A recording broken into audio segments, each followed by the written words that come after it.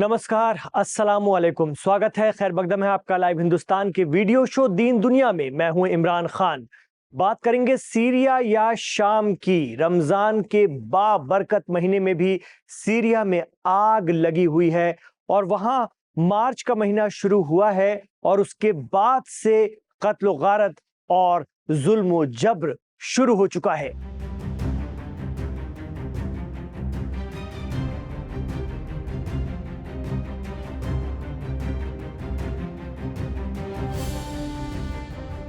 इल्जाम लग रहा है कि सीरिया या शाम की अबू मोहम्मद जौलानी हुकूमत और उनकी फौज मुल्क के अक़लियती अलवी और ईसाई तबके को बेदर्दी से ख़त्म करने पर आमादा है और जो तस्वीरें और वीडियो मिल रहे हैं वो दिल दहलाने वाले हैं। हयात तहरीर अल शाम के लड़ाके या समर्थक अपने ही मुल्क के लोगों को कतारों में खड़ा कर गोलियां मार रहे हैं और उन्हें घुटनों के बल चलने पर मजबूर कर रहे हैं, उनकी पीठ और कंधों की सवारी कर रहे हैं।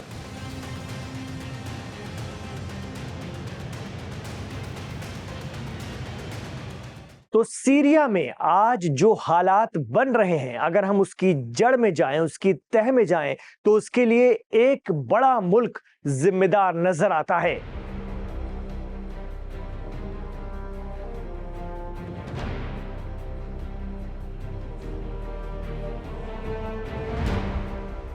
वो मुल्क जो खुद को मुस्लिम दुनिया का सबसे एडवांस मुल्क बताता है, वो मुल्क जो नेटो का मेंबर है और जिसकी यूरोप और अरब दुनिया दोनों जगह धाक है, वो देश है तुर्की।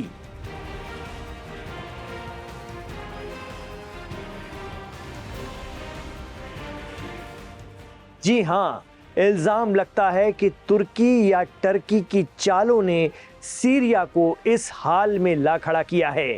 ये हम नहीं बल्कि एक्सपर्ट मानते हैं। मिडिल ईस्ट मामलों के जानकार और असर टाइम्स के हेड शौकत भारती फरमाते हैं कि तुर्की के लिए सबसे बड़ा चैलेंज अगर कोई है तो वो है कुर्द, और वो कुर्द लड़ाके जो अलग कुर्दिस्तान की मांग को लेकर तुर्की के खिलाफ मुहिम छेड़े हुए थे। कहा जाता है कि कुर्दों की तहरीक को इस्राइल और अमेरिका की तरफ से सपोर्ट मिलता है, हथियार भी और ट्रेनिंग भी।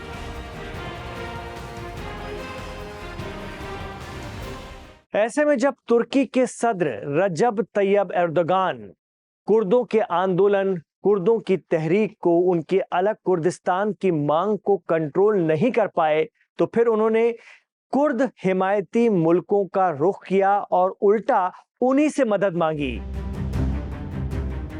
इस पर अमेरिका और इस्राइल ने शर्त रख दी कि पहले सीरिया में बशर अल असद सरकार का तुर्की तख्ता पलटे तो वो तुर्की के खिलाफ कुर्दों की तहरीक पर नकेल कस सकते हैं।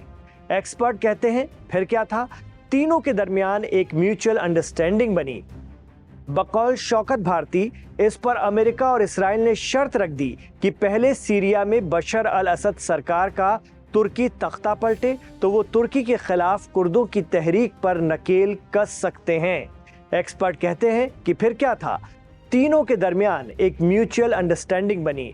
तब तक ईस्ट सीरिया के इदलीब तक सिमट चुकी दहशतगर्द तंजीम आईएसआईएस या दाइश को तुर्की ने एक बार फिर ताकत दी और सीरिया में बशर अल असद हुकूमत के खिलाफ ट्रेनिंग और जदीद तरीन हथियार देना शुरू किया। इजराइल और अमेरिका क्या चाहता था? बशर असद की हुकूमत को गिराकर, यानी प्रो ईरान गवर्नमेंट को गिराकर एंटी ईरान हुकूमत वहाँ के ऊपर लाना चाहता, और उन फोर्सेस को जो बहुत बड़ी मुसीबत बनी हुई थी इजराइल के लिए, चूँकि वही एक मेन सबसे बड़ी सप्लाई लाइन थी जो हमास को सपोर्ट कर रही थी, जो हिजबुल्लाह को सपोर्ट कर रही थी, उस सप्लाई लाइन को पूरी तरीके से काटना था। तो इजराइल ने उस और अमेरिका ने उस सप्लाई लाइन को काटने के लिए जो रजब तैयब एर्दोगान की कुर्द को कंट्रोल करने वाली ख्वाहिश थी उसको भी पूरा कर दिया। जौलानी को जो एक क्या नाम है कुर्सी चाहिए थी, वो उनको वो कुर्सी मिल गई। मीडिया रिपोर्ट की माने तो मगरबी मुल्कों के जरिए दहशतगर्द करार दी जा चुकी तंजीम दाइश ने अपना नाम बदला और हयात तहरीर अल शाम रखा। उसके बाद तुर्की के सपोर्ट से सीरिया में बशर अल असद के खिलाफ महाज खोल दिया। तुर्की के सपोर्ट से एचटीएस के लड़ाके सीरिया के होम्स, एलेप्पो, हमा, दर्रा और अलग अलग शहरों पर कब्जा जमाते हुए राजधानी दमिश्क पहुंच गए। ऐसे में बशर अल असद ने भी तुर्की की ताकत से आगे बढ़ रहे इन एचटीएस लड़ाकों से ज्यादा मुकाबला नहीं किया, बल्कि अपने दोस्त रूस के साथ एक समझौता करके सीरिया छोड़ दिया। दमिश्क पर अबू मोहम्मद जौलानी या अहमद अल शरा की क़यादत में एचटीएस का कब्जा हो गया। तो ये तुर्की के सदर रजब तैयब एर्दोगान की एक बड़ी जीत थी। एक्सपर्ट कहते हैं कि इससे तुर्की को दो तरह का फायदा मिला। पहला ये कि कुर्द तहरीक की धार कुंद हो गई, जैसा कि अमेरिका और इसराइल का वादा था। उस पर से तुर्की के सामने सीरिया की जमीन भी थी, जैसे दूसरे छोर पर इसराइल के सामने सीरिया का गोलान हाइट्स। इधर एचटीएस वाले दमिश्क तक पहुंचे, उधर इसराइल ने बचे हुए गोलान हाइट्स पर बेहद फुर्ती से अपना कंट्रोल हासिल कर लिया। आज हालात ये हैं कि रमजान के महीने में भी एचटीएस के लड़ाकों के जरिए, जो इस वक्त सीरिया में बरसरे इख्तिदार हैं, सत्तारूढ़ हैं, उनके जरिए असद समर्थक अलवाइट्स जो कि वहां पर अकलियत हैं, उन पर और क्रिश्चियंस पर जुल्म ढाए जा रहे हैं। ये जुल्म सितम ये बताने के लिए काफी है कि सीरिया सिविल वॉर की जद में आ गया है। हम नहीं कहते, लेकिन मीडिया रिपोर्ट्स और सोशल मीडिया पर चल रही खबरें बताती हैं कि तुर्की का सीरिया की एचटीएस हुकूमत को फुल सपोर्ट है। ऐसे में उनके जरिए की जा रही कत्ल गारत पर रजब तैयब एर्दोगान ने चुप्पी साध रखी है, लेकिन उन्हें मौका अच्छा मिला है। मीडिया रिपोर्ट्स बता रही हैं कि सीरिया के इदलीब इलाके में तुर्की की फौजें घुस गई हैं। ऐसे में अबू मोहम्मद जौलानी की क्या बिसात कि वो तुर्की को रोक सकें, उस तुर्की को जिनकी वजह से ही वो सीरिया में कब्जा जमा पाए हैं। अगर देखें तो सीरिया अब 7 टुकड़ों में बढ़ गया है। एक जोन में एचटीएस की हुकूमत है, एक में कुर्द मुसलमान हावी हैं, एक जोन में शिया मुसलमानों की तादाद ज़्यादा है, जहां इस वक्त कत्ल गारत चल रही है एचटीएस के ज़रिए। 2 बड़े जोन पर सुन्नी मुसलमानों के ही अलग अलग गुट हैं, और एक सबसे बड़े जोन पर जो लगभग 1500 वर्ग किलोमीटर में है, उस पर इसराइल ने कब्जा करके अपना झंडा 3 माह पहले ही फहरा दिया है।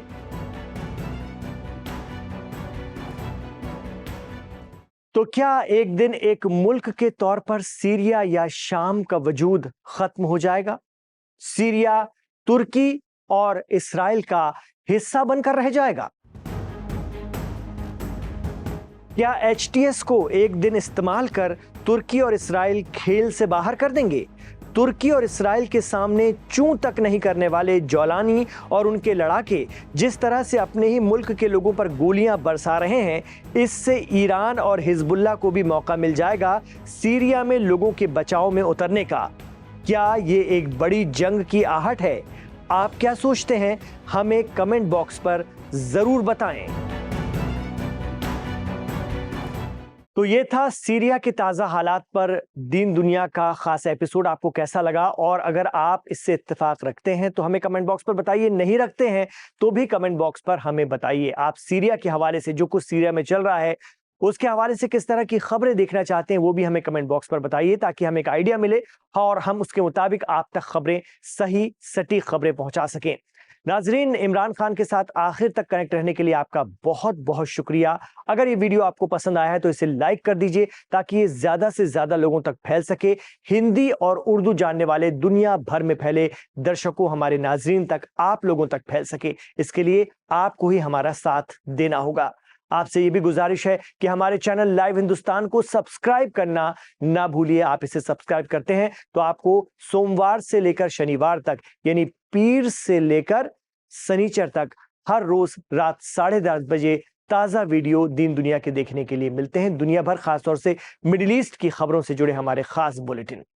इमरान खान के साथ आप जुड़े रहे, इसका बहुत शुक्रिया। रमजान का बाबरकत महीना चल रहा है, अपनी इबादतों में हमारे हक में भी दुआ कीजिएगा, हमें याद रखिएगा।